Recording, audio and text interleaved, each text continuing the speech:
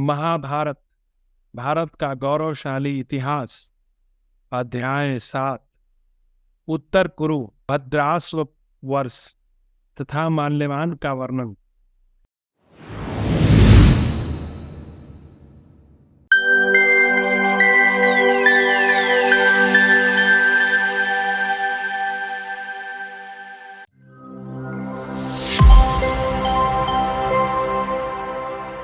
धृतराष्ट्र ने कहा, परम बुद्धिमान संजय, तुम मेरु के उत्तर तथा पूर्व भाग में जो कुछ है उसका पूर्ण रूप से वर्णन करो। साथ ही माल्यवान पर्वत के विषय में भी जानने योग्य बातें बताओ।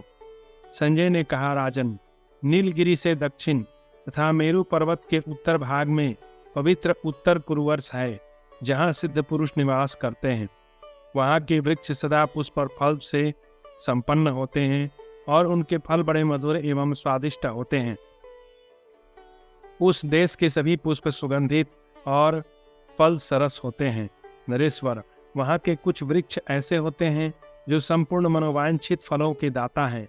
राजन, दूसरे छिरी नाम वाले वृक्ष हैं जो सदा षड्विध रसों से युक्त एवं अमृत के समान स्वादिष्ट दुग्ध बहाते हैं। उनमें फलों के अनुसार वस्त्र और आभूषण भी प्रकट होते हैं। जनेश्वर, वहाँ की सारी भूमि मणिमयी है। वहाँ जो सूक्ष्म बालों के कण हैं वे सब स्वर्णमय हैं। उस भूमि पर कीचड़ का कहीं नाम भी नहीं है। उसका स्पर्श सभी ऋतुओं में सुखदायक होता है। वहाँ के सुंदर सरोवर अत्यंत मनोरम होते हैं। उनका स्पर्श सुखद जान पड़ता है। वहाँ देवलोक से भूतल पर आए हुए समस्त पुण्यात्मा मनुष्य ही जन्म ग्रहण करते हैं। ये सभी उत्तम कुल से संपन्न और देखने में अत्यंत प्रिय होते हैं। वहाँ स्त्री पुरुषों के जोड़े भी उत्पन्न होते हैं। स्त्रियां अप्सराओं के समान सुंदरी होती हैं। उत्तर कुरु के निवासी छिरी वृक्षों के अमृत तुल्य दूध पीते हैं। वहाँ स्त्री पुरुषों के जोड़े एक ही साथ उत्पन्न होते और साथ साथ बढ़ते हैं। उनके रूप, गुण और वेश सब एक से होते हैं। प्रभो, वे चकवा चकवी के समान सदा एक दूसरे के अनुकूल बने रहते हैं। उत्तर कुरु के लोग सदा निरोग और प्रसन्नचित्त रहते हैं। महाराज, वे 11,000 वर्षों तक जीवित रहते हैं, एक दूसरे का कभी त्याग नहीं करते। वहाँ भारुंड नाम से महाबली पक्षी हैं जिनकी चोंचें बड़ी तीखी होती हैं। वे वहाँ के मरे हुए लोगों की लाशें उठाकर ले जाते और कंदराओं में फेंक देते हैं। राजन, इस प्रकार मैंने आपसे थोड़े में उत्तर कुरु वर्ष का वर्णन किया। अब मैं मेरु के पूर्व भाग में स्थित भद्राश्व वर्ष का यथार्थ वर्णन करूँगा। प्रजानाथ, भद्राश्व वर्ष के शिखर भद्रसाल नाम का एक वन है एवं वहाँ कालाम्र नामक महान वृक्ष भी है। महाराज, कालाम्र वृक्ष बहुत ही सुंदर और 1 योजन ऊंचा है। उसमें सदा फूल और फल लगे रहते हैं। सिद्ध और चारण पुरुष उसका सदा सेवन करते हैं। वहाँ के पुरुष श्वेत वर्ण के होते हैं। वे तेजस्वी और महान बलवान हुआ करते हैं। वहाँ की स्त्रियां कुमुद पुष्प के समान गौरव वर्णशाली सुंदरी तथा देखने में प्रिय होती हैं। उनकी अंग कांति एवं वर्ण चंद्रमा के समान है। उनके मुख पूर्ण चंद्र के समान मनोहर होते हैं। उनका एक एक अंग चंद्र रश्मियों के समान शीतल प्रतीत होता है। वे नृत्य और गीत की कला में कुशल होती हैं। भरतश्रेष्ठ, वहाँ के लोगों की आयु 10,000 वर्ष की होती है। वे कालाम्र वृक्ष का रस पीकर सदा जवान बने रहते हैं। नीलगिरी के दक्षिण और निषद के उत्तर सुदर्शन नामक एक विशाल जामुन का वृक्ष है जो सदा स्थिर रहने वाला है। वह समस्त मनोवांछित फलों को देने वाला पवित्र तथा सिद्धों और चारणों का आश्रय है। उसी के नाम पर यह सनातन प्रदेश जम्बू द्वीप के नाम से विख्यात है। भरतश्रेष्ठ, मनुजेश्वर उस वृक्षराज की ऊंचाई 1100 योजन है। वह स्वर्गलोक को स्पर्श करती हुई सी प्रतीत होती है। उसके फलों में जब रस आ जाता है, अर्थात जब वे पक जाते हैं, तब अपने आप टूटकर गिर जाते हैं। उन फलों की लंबाई 2,500 और अपनी मानी गई है। राजन, वे फल इस पृथ्वी पर गिरते समय भारी धमाके की आवाज करते हैं और उस भूतल पर स्वर्ण सदृश रस बहाया करते हैं। जनेश्वर, उस जम्बू के फलों का रस नदी के रूप में परिणत होकर मेरुगिरी की प्रदक्षिणा करता हुआ उत्तर कुरुवर्ष में पहुंच जाता है। राजन, फलों के उस रस का पान कर लेने पर वहाँ के निवासियों के मन में पूर्ण शांति और प्रसन्नता रहती है। उन्हें पिपासा अथवा वृद्धावस्था कभी नहीं सताती। उस जम्बू नदी से जाम्बुनद नामक स्वर्ण प्रकट होता है, जो देवताओं का आभूषण है। वह इंद्रगोप के समान लाल और अत्यंत चमकीला होता है। वहाँ के लोग प्रातःकालीन सूर्य के समान कांतिमान होते हैं। माल्यवान पर्वत के शिखर पर सदा अग्निदेव प्रज्वलित दिखाई देते हैं। भरतश्रेष्ठ, वे वहाँ संवर्तक एवं कालाग्नि के नाम से प्रसिद्ध हैं। माल्यवान के शिखर पर पूर्व की ओर नदी प्रवाहित होती है। माल्यवान का विस्तार 5-6 हजार योजन है। वहाँ स्वर्ण के समान कांतिमान मानव उत्पन्न होते हैं। वे सब लोग ब्रह्मलोक से नीचे आए हुए पुण्यात्मा पुरुष हैं। उन सब का सबके प्रति साधुतापूर्ण बर्ताव होता है। वे ऊर्ध्वरेता निष्ठिक ब्रह्मचारी होते हैं और कठोर तपस्या करते हैं। फिर समस्त प्राणियों की रक्षा के लिए सूर्यलोक में प्रवेश कर जाते हैं। उनमें से 66 हजार मनुष्य भगवान सूर्य को चारों ओर से घेर कर अरुण के आगे आगे चलते हैं। वे 66 हजार वर्षों तक ही सूर्यदेव के ताप में तपकर अंत में चंद्रमंडल में प्रवेश कर जाते हैं। अध्याय 8 रमणक, हिरण्यक, श्रृंगवान पर्वत एवं इरावत वर्ष का वर्णन। धृतराष्ट्र बोले, संजय, तुम सभी वर्षों और पर्वतों के नाम बताओ। जो उन पर्वतों पर निवास करने वाले, उनकी स्थिति का भी यथावत वर्णन करो। संजय बोले, राजन, श्वेत के दक्षिण और निषद के उत्तर रमणक नामक पर्वत है। वहाँ जो मनुष्य जन्म लेते हैं वे उत्तम कुल से युक्त और देखने में अत्यंत प्रिय होते हैं। वहाँ के सब मनुष्य शत्रुओं से रहित होते हैं। महाराज, रमणक वर्ष के मनुष्य सदा प्रसन्नचित्त होकर 11,500 वर्षों तक जीवित रहते हैं। नील के दक्षिण और निषद के उत्तर हिरण्यमय वर्ष है, जहाँ हैरण्यवती नदी बहती है। महाराज, वहीं विहंगों में उत्तम पक्षी राजगौड़ निवास करते हैं। वहाँ के सब मनुष्य यक्षों की उपासना करने वाले धनवान, प्रियदर्शन, महाबली तथा प्रसन्नचित होते हैं। जनेश्वर, वहाँ के लोग 12,500 वर्षों की आयु तक जीवित रहते हैं। मनुजेश्वर, वहाँ श्रृंगवान पर्वत के 3 ही विचित्र शिखर हैं। उनमें से एक मणिमय है, दूसरा अद्भुत स्वर्णमय है तथा तीसरा अनेक भवनों से सुशोभित एवं सर्वरत्नमय है।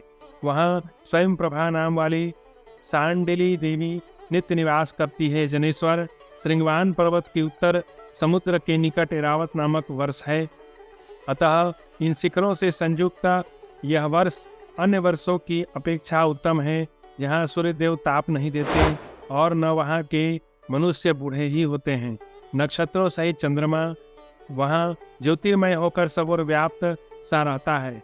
वहाँ के मनुष्य कमल की सी कांति तथा वर्ण वाले होते हैं। उनके विशाल नेत्र कमल दल के समान सुशोभित होते हैं। वहाँ के मनुष्यों के शरीर से विकसित कमल दलों के समान सुगंध प्रकट होती है। उनके शरीर से पसीने नहीं निकलते। उनकी सुगंध प्रिय लगती है। वे भूख प्यास से रहित जितेंद्रिय होते हैं। वे सब के सब देवलोक से च्युत होकर वहाँ शेष पुण्य का उपभोग करते हैं। उनमें रजोगुण का सर्वथा अभाव है। भरतभूषण, जनेश्वर, वे 13,000 वर्षों की आयु तक जीवित रहते हैं। क्षीर सागर के उत्तर तट पर भगवान विष्णु निवास करते हैं। वे वहाँ स्वर्णमय रथ पर विराजमान हैं। उस रथ में 8 पहिए लगे हैं। उसका वेग मन के समान है। वह समस्त भूतों से युक्त अग्नि के समान कांतिमान, परम तेजस्वी तथा जाम्बुनद नामक स्वर्ण से भूषित है। भरतश्रेष्ठ, वे सर्वशक्तिमान सर्वव्यापी भगवान विष्णु ही समस्त प्राणियों का संकोच और विस्तार करते हैं। वे ही करने वाले कराने वाले हैं। राजन, पृथ्वी, जल, तेज, वायु, आकाश सब कुछ वे ही हैं। वे ही समस्त प्राणियों के लिए यज्ञ स्वरूप अग्नि उनका मुख है। वैशंपायन जी कहते हैं, महाराज जन्मेजय, संजय के ऐसा कहने पर महामना धृतराष्ट्र अपने पुत्रों के लिए चिंता करने लगे। कुछ देर बाद सोच विचार करके महातेजस्वी धृतराष्ट्र ने पुनः इस प्रकार कहा, सूत पुत्र संजय, इसमें संदेह नहीं कि काल ही संपूर्ण जगत का संहार करता है। फिर वही सबकी सृष्टि करता है। यहाँ कुछ भी सदा स्थिर रहने वाला नहीं है। भगवान नर नारायण समस्त प्राणियों के सुहृद एवं सर्वज्ञ हैं। देवता उन्हें वैकुंठ और मनुष्य उन्हें शक्तिशाली विष्णु कहते हैं। अध्याय 9 भारतवर्ष की नदियों, देशों तथा जनपदों के नाम और भूमि का महत्व। धृतराष्ट्र बोले, संजय, यह जो भारतवर्ष है, जिसमें यह राजाओं की विशाल वाहिनी युद्ध के लिए एकत्र हुई है, यहाँ का साम्राज्य प्राप्त करने के लिए मेरा पुत्र दुर्योधन ललचाया है, जिसे पाने के लिए पांडवों के मन में बड़ी इच्छा है तथा जिसके प्रति मेरा मन भी बहुत आसक्त है, उस भारतवर्ष का तुम यथार्थ रूप से वर्णन करो, क्योंकि इस कार्य के लिए मेरी दृष्टि में तुम ही सबसे अधिक बुद्धिमान हो। तब संजय ने कहा, महाराज, आप मेरी बात सुनिए। पांडवों को इस भारतवर्ष के साम्राज्य का लोभ नहीं है।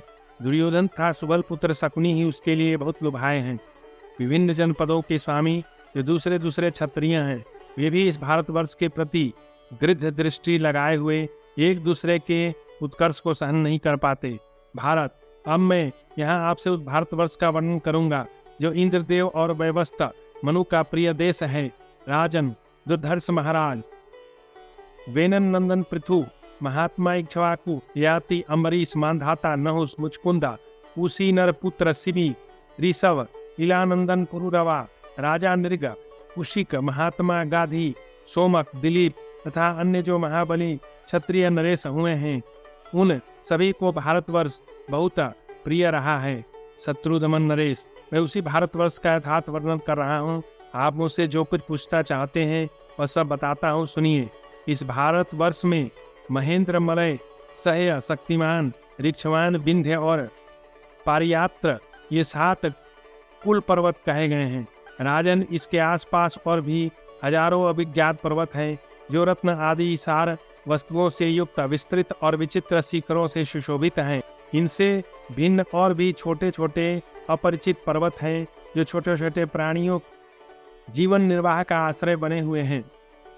प्रभो कुरुनंदन, इस भारतवर्ष में आर्य, मलेच्छ तथा संकर जाति के मनुष्य निवास करते हैं। अब यहाँ ध्यान देने की बात है कि वेद व्यास लिखते हैं, इस भारतवर्ष में आर्य, मलेच्छ तथा संकर जाति के मनुष्य निवास करते हैं। तो जिस तरह हमें इतिहास में अनर्गल बातें बताई जाती हैं कि आर्य लोग फलना ठिमकाना जगह से आए थे, वह बात गलत है। इसमें लिखा हुआ है कि इस भारतवर्ष में आर्य जाति के जो लोग थे वे यहाँ के मूल निवासी हैं। वे लोग यहाँ की जिन बड़ी बड़ी नदियों के जल पीते हैं उनके नाम बताता हूँ, सुनिए।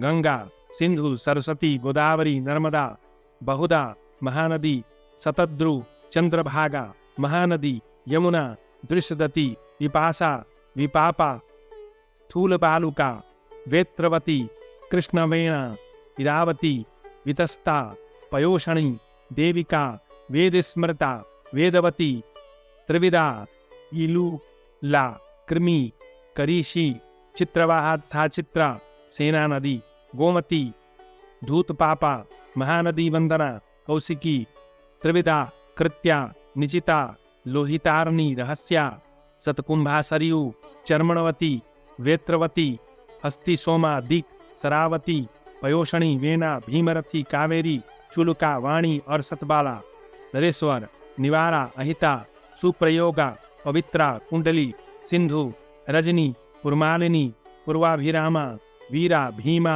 ओधवती, पाशाशिनी, पापहारा, महेंद्रा, पाटलावती, कारिशी, असिक्नी, महानदी, कुशचीरा, मकरी, प्रवरा, मेना, हेमा, तृतवती, पुरावती, अनुष्णा, शैब्या, कापी, सदानीरा, अर्धिर्ष्या और महानदी कुशधारा, सदाकांता, शिवा, वीरमती, वस्त्रा, सुवस्त्रा, गौरी, कंपना, हिरण्यवती, वरा, वीरकरा, महानदी, पंचमी, रथचित्रा, ज्योतिरथा, विश्वामित्रा, कपिंजला, उपेंद्रा, बहुला, कुबीरा, अंबुवाहिनी, विंदी, पिंजला, वेणा, महानदी, तुंगवेणा, विदिशा, कृष्णवेणा, ताम्रा, कपिला, खलु, सुवामा, विदास्वा, हरिश्रवा, महापगा, शीघ्रा, पिच्छिला, भारद्वाजी नदी, कौशिकी नदी, शोणा, बहुधा, चंद्रमा, दुर्गा, चित्रशीला, बाह्यवेद्या, बृहवती, यवक्षा, रोही तथा जाम्बू नदी, सुनसा, तमसा, दासी, वसा, वाराणसी, नीला, धृतवती, महानदी, परनासा, मानरी, वृषभा, ब्रह्ममेध्या, ब्रह्मदनी, राजन, ये तथा और भी बहुत सी नदियां हैं। भारत सदा निरामया, कृष्णा, मदंगा, मंदवाहिनी, ब्राह्मणी, महागौरी, दुर्गा, चित्रोपला, चित्रथा, मंजुला, वाहिनी, मंदाकिनी, वैतरणी, महानदी, कोशा, सुत्तिमती, अनंगा, वृषा, लोहित्या, करतोया, वृषका, कुमारी, ऋषिकुल्या, मारीषा, सरस्वती, मंदाकिनी, सुपुण्या, सर्वा तथा गंगा। भारत इन नदियों के जल भारतवासी पीते हैं। राजन, पूर्वोक्त सभी नदियां संपूर्ण विश्व की माताएं हैं। वे सब की सब महान पुण्य फल देने वाली हैं। इनके सिवा सैकड़ों हजारों ऐसी नदियां हैं जो लोगों के परिचय में नहीं आई हैं। राजन, जहाँ तक मेरी स्मरण शक्ति काम दे सकी है उसके अनुसार मैंने इन नदियों के नाम बताए। इसके बाद अब मैं भारतवर्ष के जनपदों का वर्णन करता हूँ। सुनिए। भारत में कुरु, पांचाल, साल्वर, माद्रेय, जांगल, सूरसेन, पुलिंद, बोध, माल, मत्स्य, कुशल्या, शौल्य, कुंती, कांति, कौशल, चेदी, मत्स्य, कुरुस, भोज, सिंधु, पुलिंदा, उत्तमाश्व, दर्शान, मेकल, उत्कल, पांचाल, कौशल, नैकृष्ट, धुरंधर, गोधा, मद्रकलिंग, काशी, अपर काशी, जठर, कुक्कुर, दर्शान, कुंती, अवंती, अपर कुंती, गोमंत, मंदक, संड, विदभ्र, रूपवाहिक, अस्मक, पांडुराष्ट्र, गोपराष्ट्र, करीति, अधिराज्य, कुशाद्य तथा मल्लराष्ट्र, वारवास्या, ऐवाह, चक्र, चक्राती, शक, विदेह, मगध, स्वच्छ, मलज, विजय, अंग, वंग, कलिंग, यक्रिलोमा, मल्ल, सुदेष्ण, प्रहलाद, माहिक, ससिक, बालिक, वाटधान, आभीर, कालतोयक, उपरांत, परांत, पंचाल, चर्ममंडल, अटवी शिखर, मेरुभूत, उपावृत, अनुपावृत, स्वराष्ट्र, केकय, कुंदापरांत, माहेय, कक्ष, समुद्र निष्कुट, बहुसंख्यक, आंध्र, अंतरगिरी, बहिर्गिरी, अंगलमलज, मगध, मानवर्जक, समंतर, प्राशिणी, प्राविशेय तथा भार्गव, कुंड्र, भार्ग, किरात, सुदृष्ट, यामुक, शक, निषाद, निषद, आनर्त, नैरित, दुर्गाल, प्रतिमतस्य, कुंतल, कौशल, तीरग्रह, सूरसेन, इजिक, कन्यकागुण, तिलभार, मसीर, मधुमान, सुकंदक, काश्मीर, सिंधु, सौरवीर, गांधार, दर्शक, अभिसार, उलूत, सैवाल, बलिक, दारवी, वानव, दर्भ, वातज, आम्रत, पूरग, बहुवाद्य, सुदामा, सुमलिक, वृद्ध, करीस, पुलिंदा, उपत्यक, वनायु, दर्श, पार्श्वरोम, कुशबिंदु, कच्छ, गोपाल कक्ष, जांगल, कुरुवर्णक, किरात, बर्बर, सिद्ध, वैदेह, ताम्रलिप्तक, ओंड, मलेच्छ, सैसिरिध्र और पार्वतीय इत्यादि। भरतश्रेष्ठ, अब जो दक्षिण के अन्यान जनपद है उसका वर्णन सुनिए। द्रविड़, केरल, प्राच्य, भूसिक, वनवासिक, कर्नाटक, महिषक, विकल्प, मूसक, झिल्लिक, कुंतल, सौहृद, नवकानन, कौकुट्टक, चोल, कोंकण, मालव, नर, समंग, करक, कुकुर, अंगार, मारिस, भजनी, उत्सव संकेत, त्रिगत, साल्वसेनी, व्यूक, कोकबल, प्रोष्ठ, समवेगवश, विंध्यचूलिक, पुलिंद, वलकल, मालव, बल्लव, अपर बल्लव, पुलिंद, कालद, कुंडल, करट, मूषक, स्तनबाल, सनीप, घट, सृंजय, अदीठ, अठीद, पासीवाट, तन्मय, सुनय, ऋषिक, विदव, काक, तंगण, परतंगण, उत्तर और क्रूर, अपर मलेच्छ, यवन, चीन था जहाँ भयानक मलेच्छ जाति के लोग निवास करते हैं वह काम्बोज, सकृत ग्रह, कुलत, हूण, पारसिक, रमण, चीन, दशमालिक, क्षत्रियों के उपनिवेश, वैश्यों और शूद्रों के जनपद, शूद्र, आभीर, दरद, काश्मीर, पशु, खासीर, अंतचार, पहलव, गिरिगहवर, आत्रेय, भरद्वाज, स्तनपोषिक, रोशक, कलिंग, किरात जातियों के जनपद, तोमर, अन्यमान और करभंजक इत्यादि। राजन, ये तथा और भी पूर्व और उत्तर दिशा के जनपद एवं देश मैंने संक्षेप में बताए। अपने गुण और बल के अनुसार यदि अच्छी तरह इस भूमि का पालन किया जाए तो यह कामनाओं की पूर्ति करने वाली कामधेनु बनकर धर्म, अर्थ और काम तीनों के महान फल को प्राप्त कराती है। इसलिए धर्म और अर्थ के काम में निपुण शूरवीर नरेश इसे पाने की अभिलाषा रखते हैं और धन के लोभ से आसक्त हो वेग पूर्वक युद्ध में जाकर अपने प्राणों का परित्याग कर देते हैं। और यही कारण है कि आज पश्चिम के देश भारतवर्ष पर आंख लगाए हुए हैं और इसको लूटना चाहते हैं। देव शरीरधारी प्राणियों के लिए, मानव शरीरधारी जीवों के लिए यथेष्ट फल देने वाली यह भूमि उनका परम आश्रय होती है।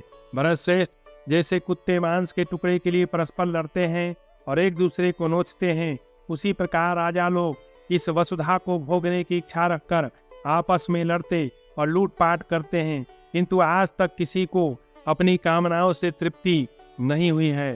भारत इस अतृप्ति के ही कारण कौरव और पांडव सामदान भेद और दंड के द्वारा संपूर्ण वसुधा पर अधिकार पाने के लिए यत्न करते हैं। नरश्रेष्ठ, यदि भूमि के यथार्थ स्वरूप का संपूर्ण रूप से ज्ञान हो जाए तो यह परमात्मा से अभिन्न होने के कारण प्राणियों के लिए स्वयं ही पिता, भ्राता, पुत्र, आकाशवर्ती पुण्यलोक तथा स्वर्ग भी बन जाती है। अध्याय 10। भारतवर्ष में युगों के अनुसार मनुष्यों की आयु तथा गुणों का निरूपण। धृतराष्ट्र ने कहा, संजय, तुम भारतवर्ष और हेमवर्त वर्ष के लोगों की आयु का प्रमाण, बल तथा भूत भविष्य एवं वर्तमान शुभाशुभ फल बताओ, साथ ही हरिवर्ष का भी विस्तार पूर्वक वर्णन करो। संजय ने कहा, कुरुकुल की वृद्धि करने वाले भरतश्रेष्ठ, भारतवर्ष में 4 युग होते हैं, सतयुग, त्रेता, द्वापर और कलयुग। प्रभो, पहले सतयुग होता है, फिर त्रेता, उसके बाद द्वापर युग बीतने पर कलयुग की प्रवृत्ति होती है। कुरुश्रेष्ठ, नृप्रवर, सतयुग के लोगों की आयु का मान 4000 वर्ष है। मनुजेश्वर, त्रेता के मनुष्य की आयु 3000 वर्ष की बताई गई है। द्वापर के लोगों की आयु 2000 वर्ष की है, जो इस समय भूतल पर विद्यमान है। भरतश्रेष्ठ, इस कलयुग में आयु प्रमाण की कोई मर्यादा नहीं है। यहाँ गर्भ के बच्चे भी मरते हैं और नवजात शिशु की भी मृत्यु हो जाती है। सतयुग में महाबली, महान, सत्वगुण संपन्न, बुद्धिमान, धनवान और प्रियदर्शन मनुष्य उत्पन्न होते हैं और सैकड़ों तथा हजारों संतानों को जन्म देते हैं। उस समय प्रायः तपस्या के धनी मरीषिगण जन्म लेते हैं। राजन, इसी प्रकार त्रेतायुग में समस्त भूमंडल के क्षत्रिय अत्यंत उत्साही, महान मनस्वी, धर्मात्मा, सत्यवादी, प्रियदर्शन, सुंदर शरीरधारी, महापराक्रमी, धनुर्धर, वर पाने के योग्य, युद्ध में सूर्य शिरोमणि तथा मानवों की रक्षा करने वाले होते हैं। द्वापर में सभी वर्णों के लोग उत्पन्न होते हैं एवं वे सदा परम उत्साही, पराक्रमी तथा एक दूसरे को जीतने के इच्छुक होते हैं। भरतनंदन, कलयुग में जन्म लेने वाले लोग प्रायः अल्प तेजस्वी, क्रोधी, लोभित तथा असत्यवादी होते हैं। भारत, कलयुग के प्राणियों में ईर्ष्या, मान, क्रोध, माया, दोष, दृष्टि, राग तथा लोभ आदि दोष रहते हैं। नरेश्वर, इस द्वापर में भी गुणों की न्यूनता होती है। भारतवर्ष की अपेक्षा हेमवत तथा हरिवर्ष में उत्तरोत्तर अधिक गुण है। इस प्रकार श्री महाभारत भीष्म पर्व के अंतर्गत जम्बू खंड विनिर्माण पर्व में भारतवर्ष में सतयुग आदि के अनुसार आयु का निरूपण विषयक 10वां अध्याय पूरा हुआ और इस प्रकार जम्बू खंड विनिर्माण पर्व की यहाँ पर समाप्ति होती है और इसके बाद हम लोग भूमि पर्व में प्रवेश करेंगे।